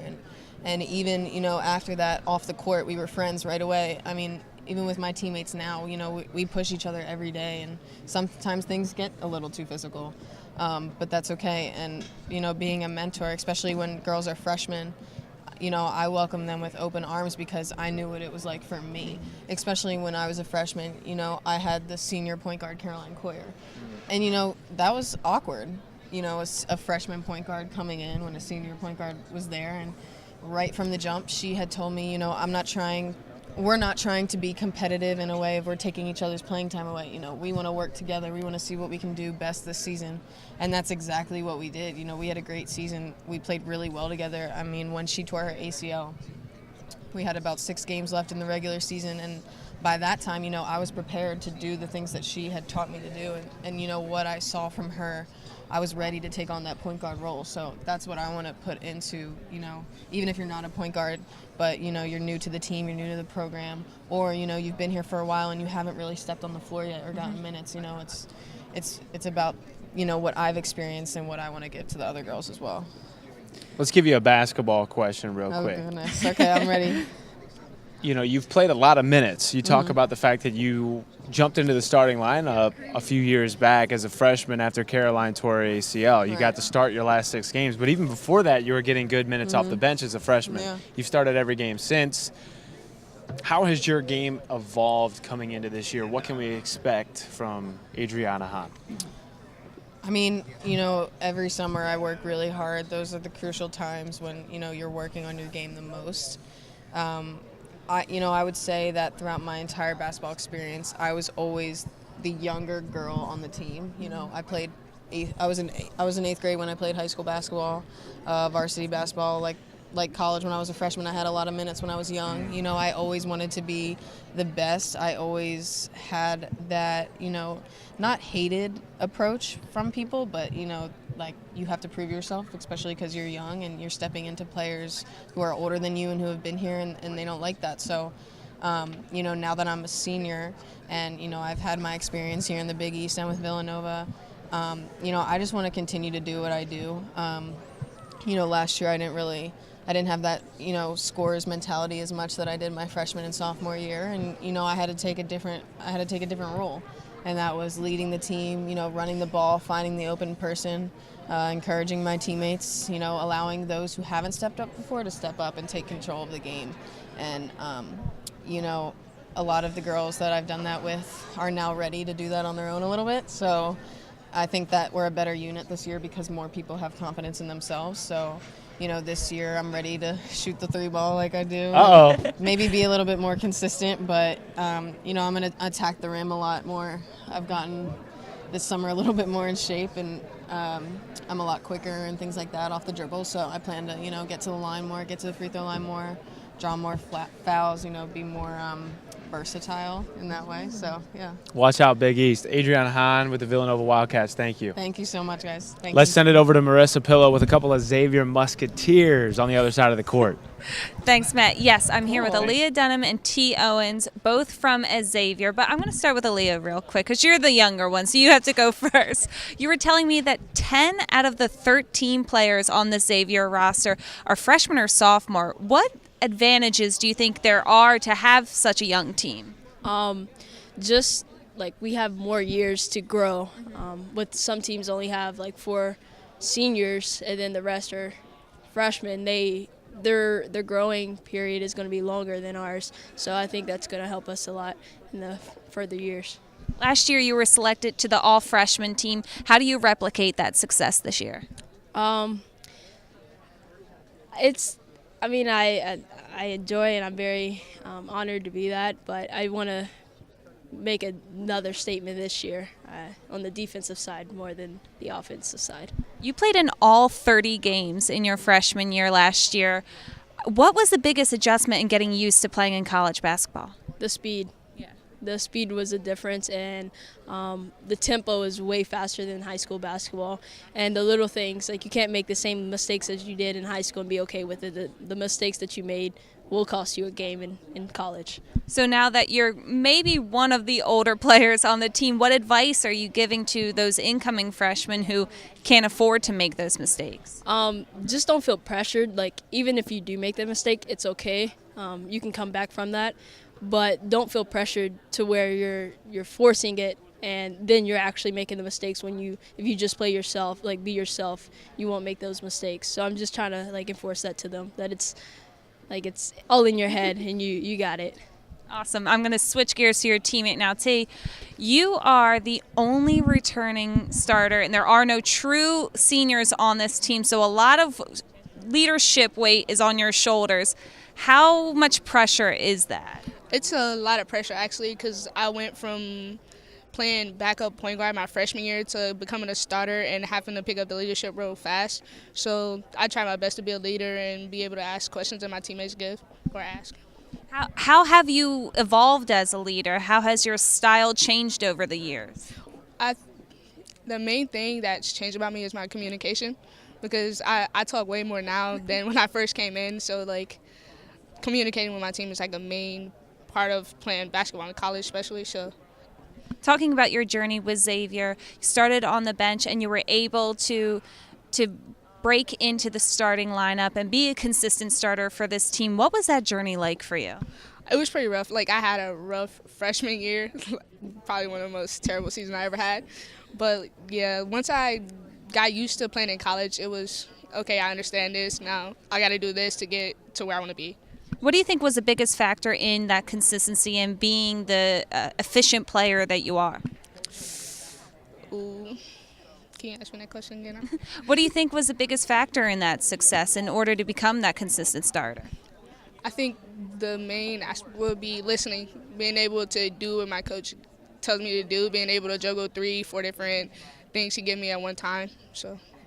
And Xavier is expected to finish last in the Big East. How do you hope to change people's minds about this team? I'm using it as motivation. It's just a number. As of right now, it can change any time. So, I mean, I've been an underdog before. I am not afraid of it. Take it as a challenge. Nice. I agree with Aaliyah. I think we're going to shock a lot of people this year. So, yeah. All right, can't wait to see what you guys have in store. Send it back over to Matt. Thanks, Marissa. I am with Seton Hall head coach Tony Bozzella. Coach Bozzella, good to see you, man. Nice to see you both. It's great. I got two fantastically good-looking people to my left and my right, so, hopefully it'll help me a little bit. You don't mind having the mic in front of your mouth, do you? No, I do enjoy that, Matt. I do. Hey, you're getting ready to start your 6th season.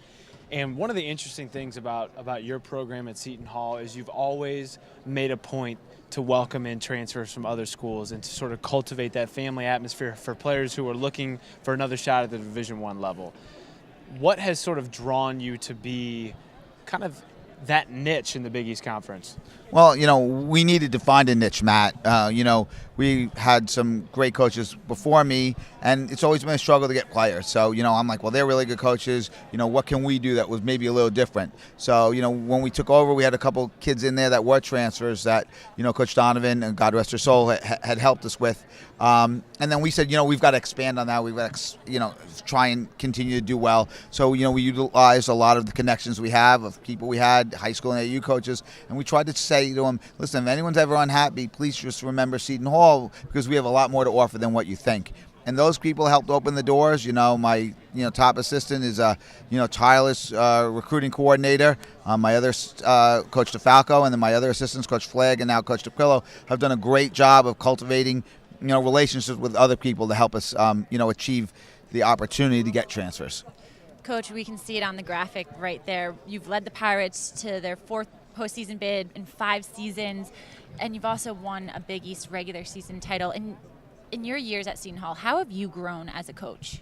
I've grown a lot. Like Matt had said, I've had to recruit in a different way. I didn't really bring a ton of transfers in at Iona. And I have also grown because we have great coaches in our league. I say that a lot, and people are like, yeah. No, we really have great coaches. 9 different styles, veteran coaches, obviously, coaches that really know how to win close ball games. So it's been a tough adjustment for me because each and every day I'm going against a different style, and that was all new to me because obviously I'd been in the MAC for 11 years, which helped train me for it because that was a great league as well. But I just think I've grown because I've been able to take a step back. I have great support from Pat Lyons and his whole administration on just everything will be fine, Tony. It'll work out, and that guidance has really helped me a lot. You know one of our correspondents very well, John Fanta, who hosted the men's show earlier today. What do you love about John Fanta? I love John's passion. John and I was the first person probably to meet John.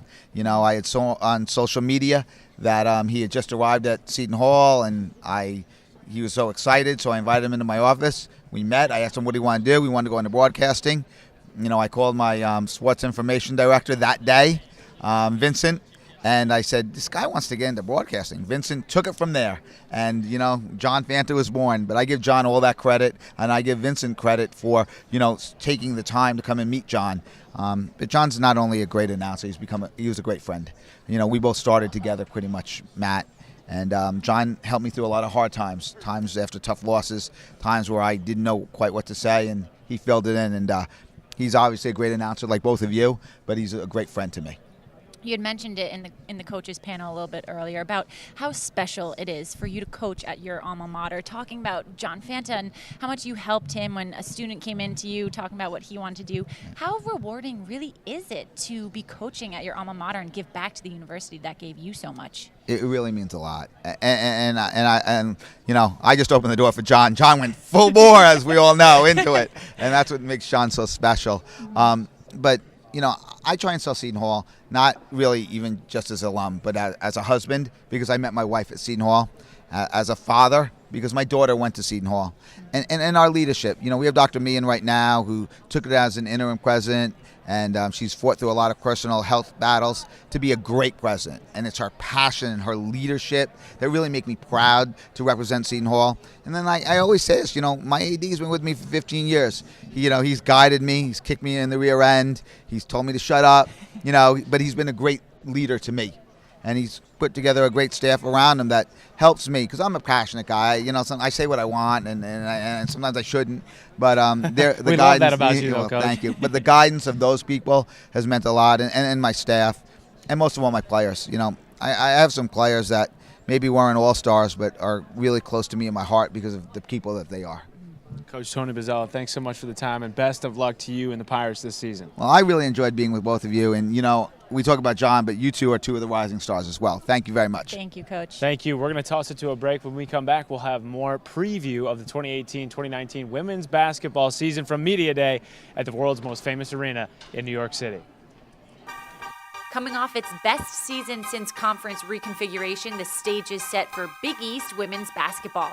After sending 4 teams to the NCAA tournament, all of whom advanced in the Big Dance, the conference is looking to build off this success.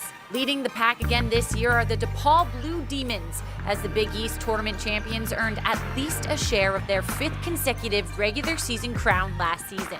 It'll be a 2-horse race at the top as co-favorite Marquette looks for another Big East tournament crown after winning the title in 2017. The Golden Eagles return all 5 of their starters, including Big East Player of the Year Allazia Blockton. The Blue Jays and Wildcats went dancing as well last year. Creighton left their mark with a first-round upset over 6th-seeded Iowa, while Villanova put up a strong non-conference slate and returns a rich crop of veterans. Georgetown, too, looks to make their presence known with head coach James Howard in his 2nd season at the helm. And after leading the Hoyas to their first Big East tournament semifinals in 18 years, the question is, what's next? The reigning Big East Freshman of the Year resides in Queens, as Kadasha Hoppe looks to take her squad on an NCAA tournament run after advancing to the WNIT quarterfinals a year ago.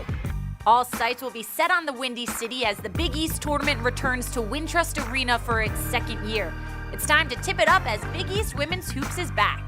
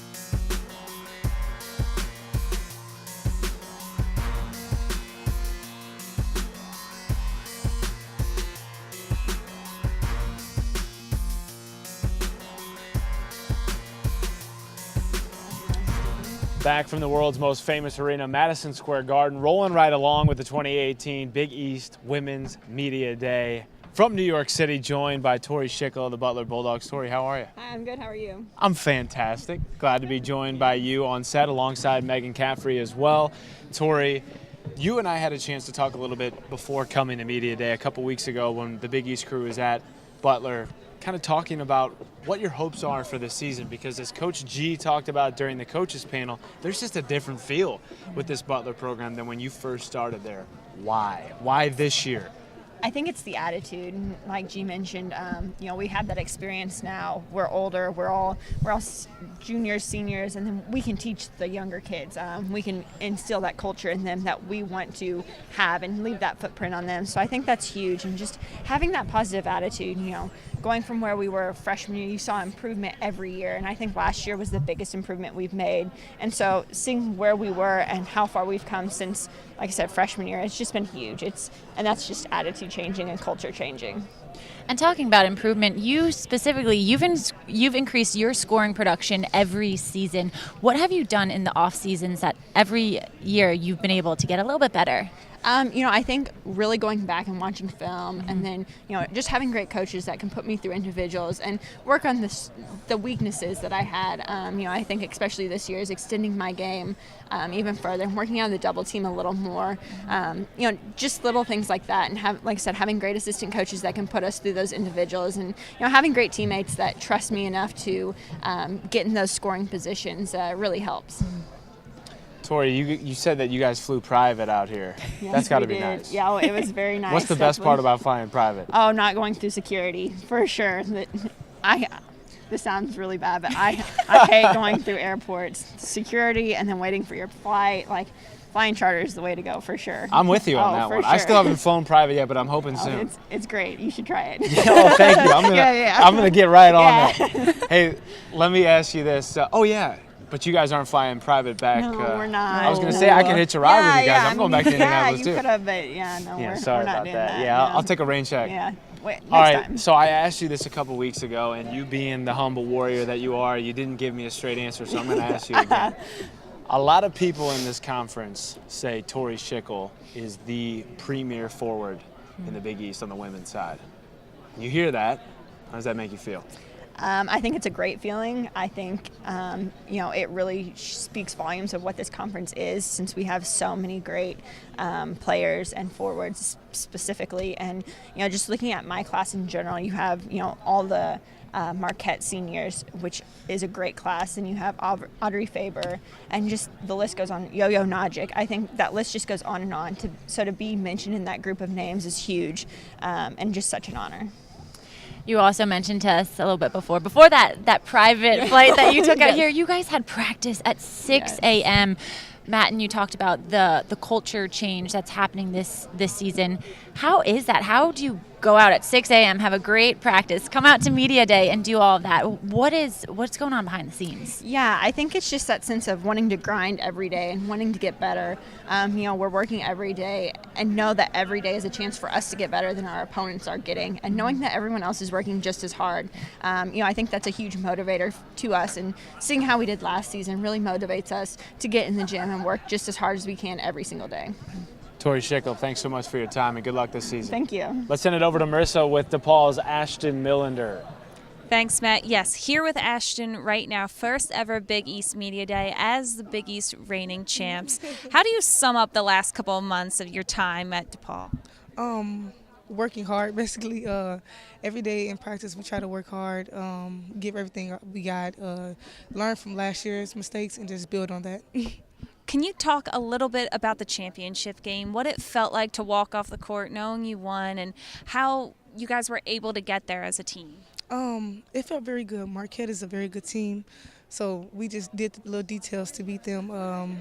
But, they pushed us to be the best we are today. And now you're tied atop the preseason polls with Marquette. Is there a little animosity growing between these two teams that you're always neck and neck in the polls? I wouldn't say animosity. We are rivals, but I feel like off the court we're still friends and stuff. But like on the court, of course, we're gonna go at each other. So we're rivals, but we're still close friends. You guys will face them in the third Big East game of this season. What do you think that game is going to be like? Tough. High energy, a lot of fans, up tempo, like every game is usually. Do you think there's going to be a lot of emotions that carry over from that championship game to that first meeting of the season? I feel like it is from us and from them. So, I mean, this is going to make the game even better. We all going to be competitive trying to win, so it'll be a tough one. You are an incredible threat from beyond the arc. You shoot so well from the three-point shot, 41.6%. That is good for number 16 in the nation. What's the secret? Oh, there's really no secret. Doug gave us the greenest green light in America, so with that, I don't have to think about what shot to take, so I just keep shooting, but I couldn't do it without my teammates getting me the ball there. So, yeah. What other aspects of your game have you worked on this offseason? Playing between the touches. Bruno's very big on me about that, playing between touches, like getting rebounds, defense-wise, reflection, steals, all of that, so just doing the little things. As a senior, how do you hope to wrap up your career? Hopefully it's a great one. I just want to go out with a bang, so hopefully I'll play very well. All right, thank you so much, Ashton. Thanks. All right, we're going to take a quick short break, but be right back here at Madison Square Garden, where we'll continue our coverage of Big East Media Day for women's basketball. Coming off its best season since conference reconfiguration, the stage is set for Big East women's basketball. After sending 4 teams to the NCAA tournament, all of whom advanced in the Big Dance, the conference is looking to build off this success. Leading the pack again this year are the DePaul Blue Demons, as the Big East tournament champions earned at least a share of their 5th consecutive regular season crown last season. It'll be a 2-horse race at the top as co-favorite Marquette looks for another Big East tournament crown after winning the title in 2017. The Golden Eagles return all 5 of their starters, including Big East Player of the Year Allazia Blockton. The Blue Jays and Wildcats went dancing as well last year. Creighton left their mark with a first-round upset over 6th-seeded Iowa, while Villanova put up a strong non-conference slate and returns a rich crop of veterans. Georgetown, too, looks to make their presence known with head coach James Howard in his 2nd season at the helm. And after leading the Hoyas to their first Big East tournament semifinals in 18 years, the question is, what's next?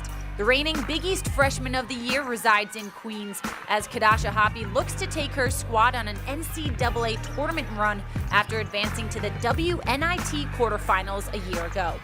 All sights will be set on the Windy City as the Big East tournament returns to Wintrust Arena for its 2nd year. It's time to tip it up as Big East Women's Hoops is back.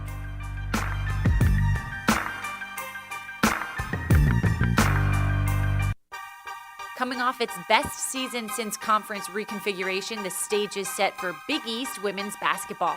After sending 4 teams to the NCAA tournament, all of whom advanced in the Big Dance, the conference is looking to build off this success. Leading the pack again this year are the DePaul Blue Demons, as the Big East tournament champions earned at least a share of their 5th consecutive regular season crown last season.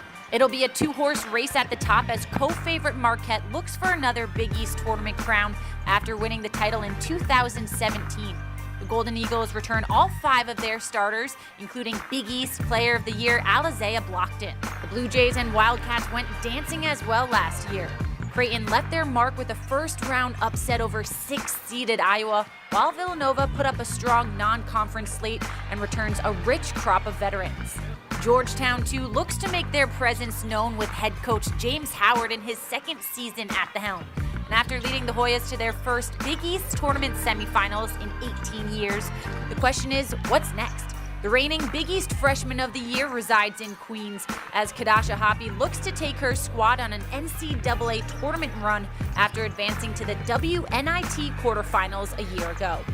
All sights will be set on the Windy City as the Big East tournament returns to Wintrust Arena for its 2nd year. It's time to tip it up as Big East Women's Hoops is back.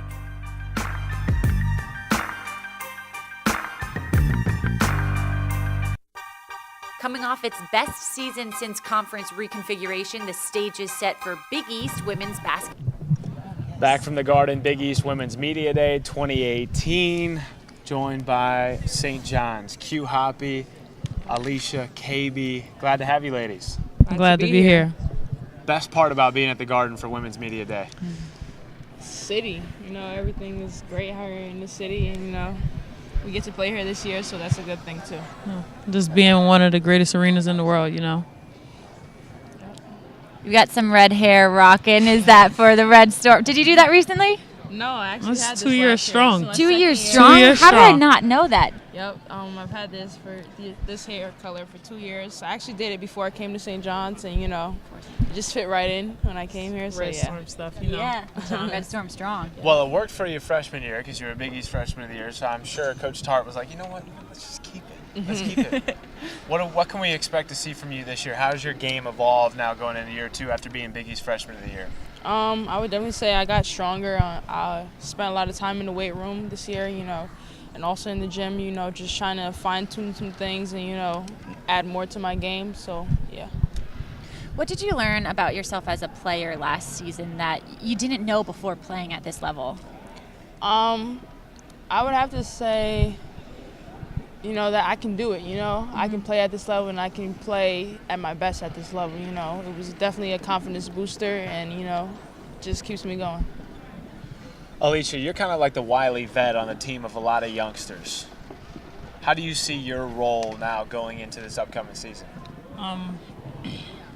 Because I'm a junior, I have so much experience. I see my role as bringing positivity and my experiences to my younger teammates, uplifting the team, bringing that good energy, and keeping everybody on pace. You're from Philadelphia. I've been to Philly once or twice. I like to eat. I like cheesesteaks. You gonna ask me where to go? Yes, I'm gonna ask you where to go. What's the best All right, cheesesteak in Philly? Don't go to the tourist spots. They be lying. Of course, that's why I'm asking you. Go to Ishkabibble or Jim's on South Street. Okay, now I gotta ask a follow-up question. Does anywhere in New York City or Queens, wherever, compare? No. Uh-oh. No. Nothing compares? No. Well, you heard it there. Well, Philadelphia is where it's at. Your chopped cheese is real good, though. Chopped cheese. Chopped cheese.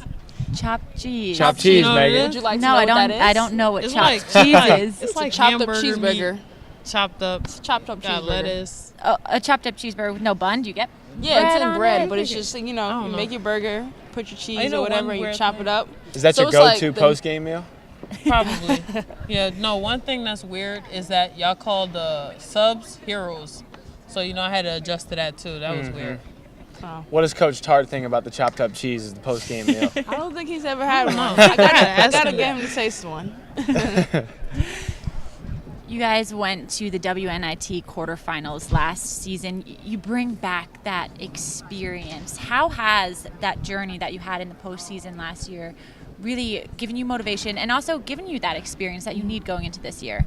I would definitely say, we learned from it, playing at everyone's arena, playing away from home. Definitely the West Virginia game, playing in that atmosphere, very loud, they have a good crowd out there. So, it was very good to come back with that experience, learn from it and, just be better in that situation next year. I got a question for you, Miss Kaity. Best thing about playing for Coach Tartamella? I think the best thing about playing with him is that he believes in all his players, He gives you that how can I describe this? He gives you that confidence to let you know that you're here for a reason, And with that confidence that coach is able to give you, Q, how did that help you coming in last year as a freshman? You knew that your coach had that confidence in you. It helped me a lot, actually. Coming in, it made me, not look at myself as a freshman, but as a player, so that I would, minimize myself and think I can't do certain things because I'm a freshman. Mm-hmm. So he helped me to come in and, just see myself as a player that can do all things that the rest of them can do. So, yeah. You talk about Coach Tart kind of giving you that confidence to not think of yourself as a freshman on the court, but just another player, giving you that confidence to really have free reign. But let's be honest, it was your first year of college, always a transition. Coolest part about your first year of college? The coolest part? Wait, on the court you No, I'm talking about off the court. Being on a big, giant campus, everybody knows you and stuff, and, you're the vocal point, being that we don't have a football team. You're the vocal point of the campus. And, it's just a lot of attention. You're in the so spotlight. It's great. Yep. You like it a little bit. Yeah, I do. Bright lights, big city. Yep. That's Q Hoppy. Yep. That's Q. So we talked a little bit about food already, right? But when the Red Storm isn't eating off the court, what do you guys like to do as a team? Oh, watch movies together. We take naps together. We just bond a lot, Yeah. you know? What's the favorite team movie? Favorite team movie? I don't think we all know movies right now. We watch like a lot shows. Yeah, we watch a lot of Netflix. You know. What's the Netflix show right now, the go-to? I would say Star or 911. Well, Star 911, that's on I think that's on Fox or ABC. But on Netflix, we've been watching Frequency. It's a very good show. Everybody should watch it. Oh, Somewhere in Between is a good one. That was a great show. Well, I got a long flight coming up, so I might take you guys up on that. all those. Q Hoppy, Alicia Kaby, thanks so much. Good luck to you and the rest of the Red Storm this year. Thank you. Stay with us. We're going to take one more break, and we'll be back with Commissioner Val Ackerman after this from the Garden in New York City. Coming off its best season since conference reconfiguration, the stage is set for Big East women's basketball. After sending 4 teams to the NCAA tournament, all of whom advanced in the Big Dance, the conference is looking to build off this success. Leading the pack again this year are the DePaul Blue Demons, as the Big East tournament champions earned at least a share of their 5th consecutive regular season crown last season. It'll be a 2-horse race at the top as co-favorite Marquette looks for another Big East tournament crown after winning the title in 2017. The Golden Eagles return all 5 of their starters, including Big East Player of the Year Allazia Blockton. The Blue Jays and Wildcats went dancing as well last year. Creighton left their mark with a first-round upset over 6th-seeded Iowa, while Villanova put up a strong non-conference slate and returns a rich crop of veterans. Georgetown, too, looks to make their presence known with head coach James Howard in his 2nd season at the helm. And after leading the Hoyas to their first Big East tournament semifinals in 18 years, the question is, what's next? The reigning Big East Freshman of the Year resides in Queens, as Kadasha Hoppy looks to take her squad on an NCAA tournament run after advancing to the WNIT quarterfinals a year ago. All sights will be set on the Windy City as the Big East tournament returns to Wintrust Arena for its 2nd year. It's time to tip it up as Big East Women's Hoops is back. Back courtside one final time from Madison Square Garden. Matt Schumacher, Megan Caffrey, and the commish, Val Ackerman. Thanks for spending some time with us. Friends. I know it's a whirlwind for you. You're buzzing all over the Garden. It's a big place, by the way, for those watching at home, so it's no easy feat. Up and down talking all day, but when you get to step back and kind of just take a look at this whole event from the perspective of, wow, we've got all these people coming in, such great student athletes, such great coaches. What stands out to you about this day? Well, that maybe that point, the gathering, the fact that this is the gathering place, the convening point for really everything that's great about the Big East. Our coaches, our athletics directors who are here in high numbers, our SWAs, our student athletes, of course, the media, our 2 best partners, the Garden and Fox, were here supporting us and reminding us about, why we're in business with each other. So culmination of a lot of hard work by our staff. I want to thank you both for your efforts today. But the beginning, really just the beginning of what we know will be another great season of Big East basketball, men and women. We've heard so many coaches and players talk about how their teams have incorporated this family mentality. But today, I think we've seen how the conference really also has that family mentality with everyone interacting. How was today a showcase of how close and how tight-knit this conference is? I'm glad you noticed that, because we don't talk about that a lot, but I think it is real. The fact that we have 10 schools, they're very common, in terms of being like each other with the types of academic profiles and the missions of the universities, and of course this focus on basketball. And the collegiality levels in the conference are really high. We see it at our summer meeting, which we do in Florida every May with the coaches. We do some crazy, what happens in PV stays in PV kinds of stuff there. But I think today was a reminder about the personal relationships that sports are really so much about. And that kind of thing, I guess I would say, doesn't happen overnight. You can't just build a relationship with somebody in a minute or in a year.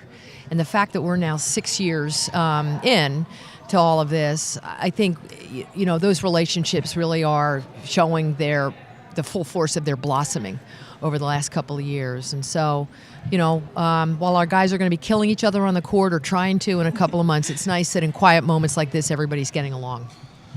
Val, you were a really good college hooper back in your day. I was okay. Yeah, I was come okay. on I was now. okay. Yep, So you're kind. modest. You're so kind. modest. Can you lace them up and get up and down the floor? What do you think? No, you're not asking me to do that now. I mean, I know our guys Hypothetically always have speaking. something crazy in the works here. I probably, I do work out, so I'm not like totally, a slug these days. But I haven't played in a long time. I think the shot might still be there. I wish there was a 3-point shot when I played, actually. I might have made a few of those. But I do love the game. I watch a ton of basketball, especially Big East basketball during the winter. So but if you were playing horse, maybe that's not for public consumption. so if you were playing horse right now, the 3-point shot would be your go-to. I don't know. I can't. My legs are strong enough to do that one, but I can still make a foul shot, and that 15-foot jumper is still in the arsenal. So, Val, before, when you had your opening remarks, talking specifically about the Big East women's basketball conference, this was the best season women's hoops has had since conference reconfiguration. 7 teams postseason, 4 teams making it past the first round in the NCAA tournament. What is the next step that you believe the women can take this season? Well, that was a big step. It was a year of progress for sure, and one we were proud to have. I think the next step is more teams in the tournament. Just like on the men's side, we're aspiring for half plus, and that's been the load.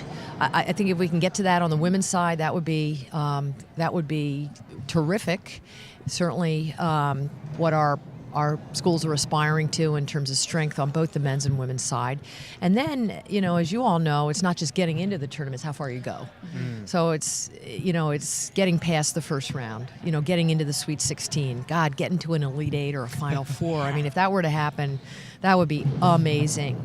And that's what our coaches think about, our ADs, I know, think about this. And, we try to support that as best we can through, through our television relationship with Fox, the visibility we try to bring our programs, what we try to do to enhance their recruiting efforts and so on. So that would be my goal, that we would be sitting here talking next year about that kind of progress. Well, that's what today has all been about, the start of the journey for 10 teams. On the women's side, 10 teams on the men's side, right here at Madison Square Garden, Big East Media Day. Val, thanks so much for your time and all you do for the league. Thanks for all you do. Megan, great having you on the Big East team here. For our entire Big East team, John Fanta, Brad Zach, Ujash Patel, Rick Gentile, everybody in the Big East family, thanks so much for tuning in. Thanks so much for being the best fans in the country. Looking forward to 2018-2019 Big East men's and women's hoops. You can follow it all season long on the Big East Conference on Twitter, Facebook, Instagram, and of course on Fox and Fox Sports Go. So long, everybody. Have a great weekend.